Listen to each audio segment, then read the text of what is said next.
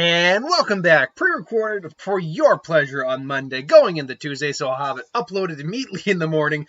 We have Lantern Corps videos. Today's Lantern Corps video comes to us from the lovely people from Shaheen, I can never pronounce your name, dude, I'm so sorry. Bagdorana, I'm butchering that, I know it. Me or something, Luke Morehouse, and David Atkinson, who asked the question, what Lantern Corps does SCP-682? Basically, I can never remember the exact designation of the name. I'm going to actually get that out right now. It's like hard to kill or near impossible to kill indestructible reptile or something like that. One second. I'm getting that name up right now. What is its handle? Hold on. The hard to destroy reptile, basically. Also known as the hard to destroy reptile. So the issue with some SCPs, a lot of SCPs, like the porcelain doll was a good example of this, where they barely have any personality that can warrant them being a part of a Lantern Corps. 682, however, is one of those where, because he's almost certainly the most famous SCP, he has quite the personality and quite the repertoire of things that go with him that we can actually probably really kind of nail down what Lantern Corps he belongs into. So the hard to destroy reptile, we'll just call him 682 from here on out, is basically a large reptilian creature that seems to kind of always be partially like decayed. One of the abilities of it is to consume matter and grow larger, but the main ability of SCP-682 is that you cannot kill this thing. It literally, you can damage it, you can hurt it, you'll hit him, whatever. You can hurt him. Like, there was at one point where he got blown up where 80% or over 80% of his body was destroyed and he recovered. They constantly keep him in a vat of acid because it's one of the few things that is kind of neutral in terms of how it reacts to SCPs, and particularly him. So it will continue to burn him, and it's one thing he can't adapt to, at least not immediately. But that leads us into the fact that the reason he's so difficult to kill isn't the fact you can't damage him. You can damage him. You can actually blow him straight to hell. But he just adapts and comes back. He can recover quicker. He'll develop tougher skin. He'll develop, resistance to poison. He's actually been exposed to other SCPs. One, I can't remember the name of it, but basically it's a book where you can write the title of the book, and then you can suck things into the book, and that's supposed to happen. That story's supposed to unfold. Well, what happened was they basically wrote the story of how SCP-682 died, and they sucked him into the book. I can't remember how long it took. I think it was like weeks, days, or something like that. It took a while. But he came out of the book, and the book's title changed, saying, I can't remember exactly what it was, but yeah, the story of how they tried to and couldn't kill this thing, basically. Of course, he was still effed up from it, but yeah. And then there's another SCP. Again, I can't remember the name of it, but essentially it's kind of like this council, something that forms like a council of intangible beings who are kind of like elder gods or whatever, or like deities of some kind.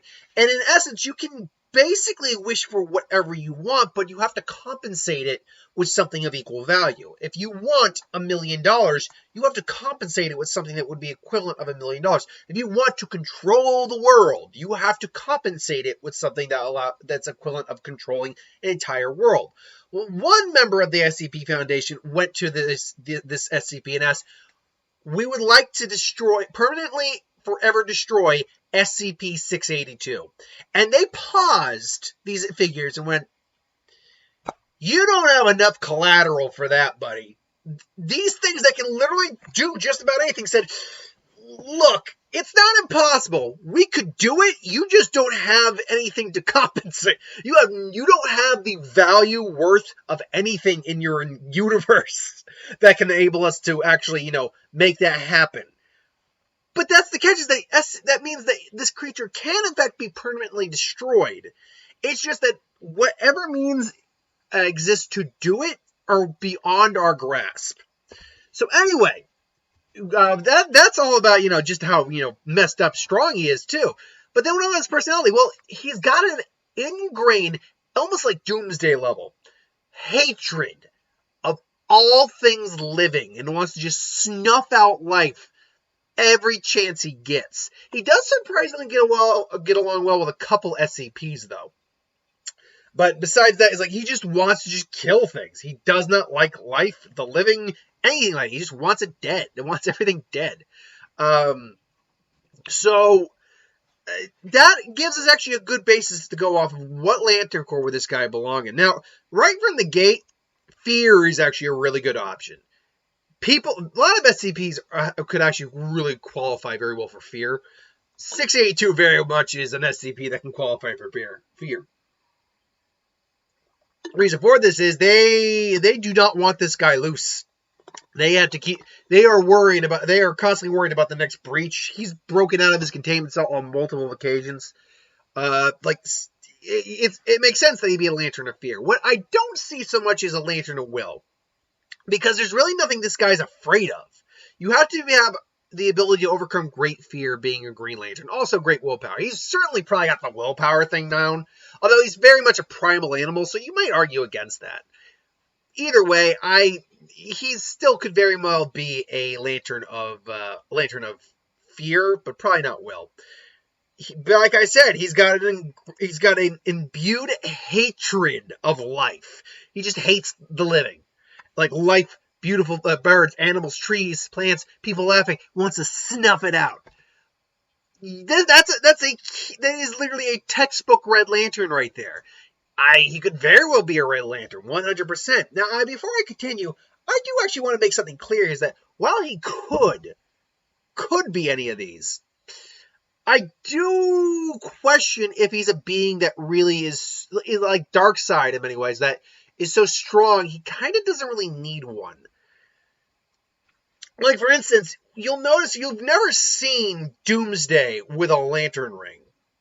There's probably a reason for that, is that despite the fact Doomsday probably can qualify for some Lantern Corps, his power at that point is just so beyond nuts that he just doesn't need one. I kind of feel like it might be the same for SCP-682. That said, however, in his weakened states, he could make do with a lantern ring, possibly. But he's definitely got the qualification to be a Yellow Lantern, a Red Lantern. What else? Well, he loves nothing, unless you want to count love killing. He doesn't love anything, so can't make him a Star Sapphire. You could, however, make him, and this is weird to say, you could make him an Indigo Lantern of Compassion, assuming the ring was strong enough to overpower his personality. The reason for this is Indigo League members are actually composed of two different types of people. And if you've heard me do this before, you know what I'm talking about here. You have the people who compassion is their strongest attribute, but the other qualification, surprisingly, is to be completely compassionless. You cannot have compassion here, like just no empathy whatsoever.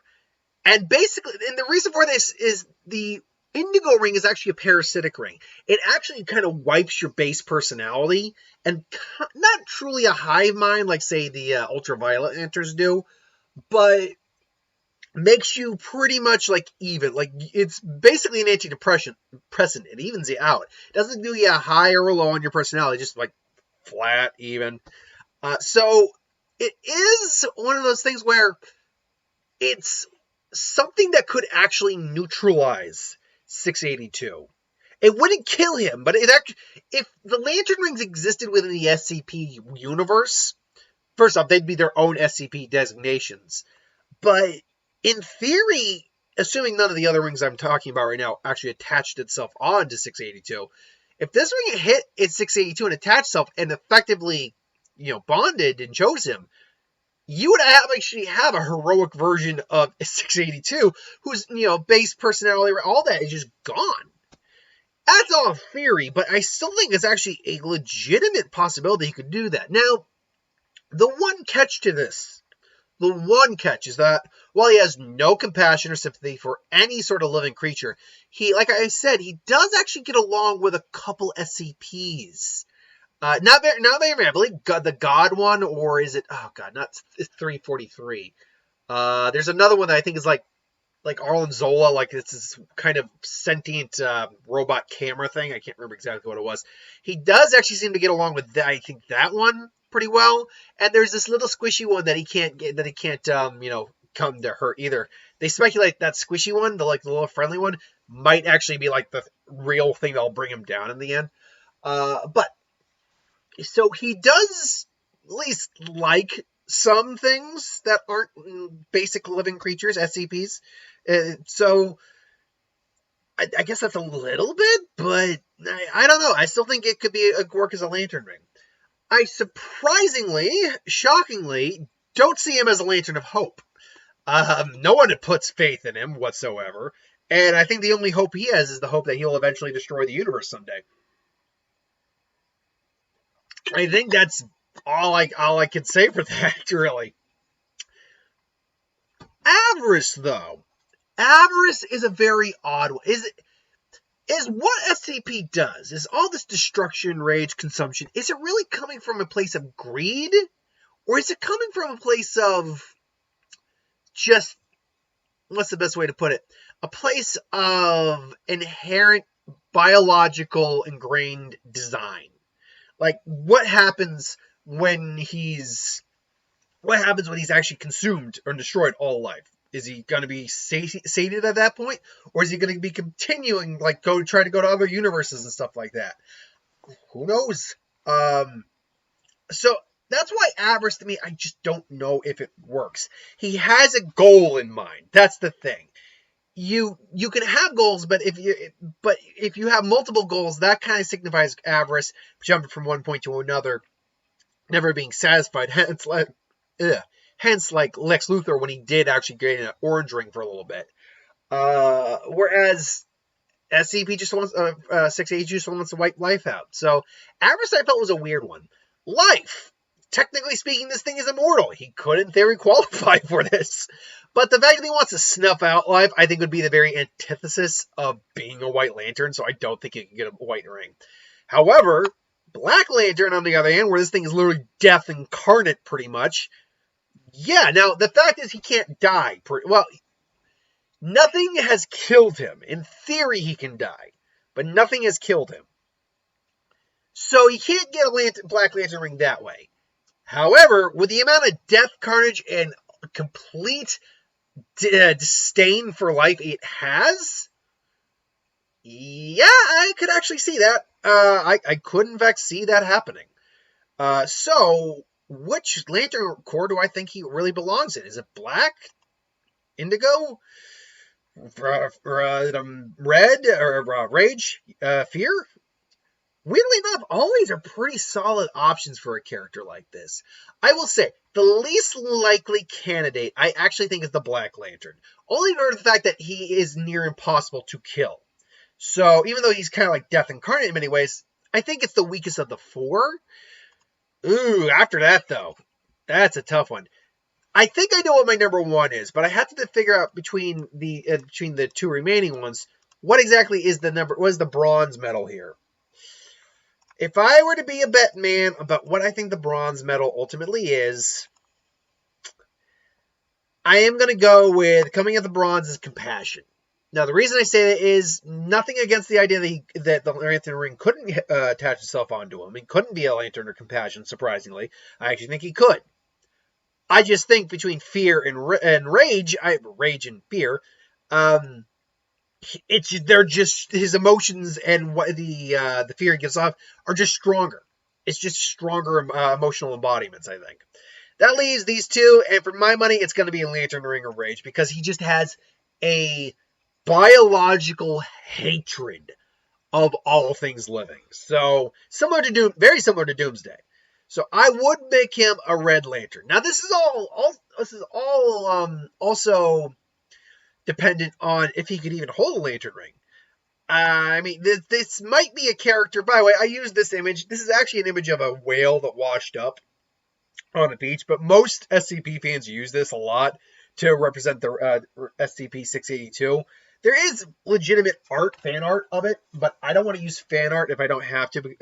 Not that I don't mind giving people credit for their work. Absolutely not. Of course I'm going to, especially like when I did Death Vow prediction earlier, I said the name of the person who made the thumbnail. I will always do that because it's only fair.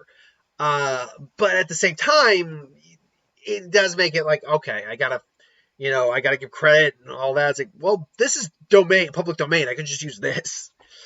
Anyway, so yeah, I would go Rage, I then go Fear, then Compassion, and then I'd go the Black Lantern Corps. Everything else, I just don't think he could qualify for. I mean, you can maybe make an argument for Avarice. Avarice is, of the remaining ones, are probably the strongest one to make an argument for. Maybe you could make an argument for Will, but the other ones I just don't think are possible. Either way, though, that is just my thoughts. Let me know in the comments below if you feel the same or you feel differently. Put in the comments below what you think. Till then, thanks for watching. Hope you enjoyed. Hit that bell if you want to be notified. Like, comment, share, and subscribe. I will see you folks for the next one. Later.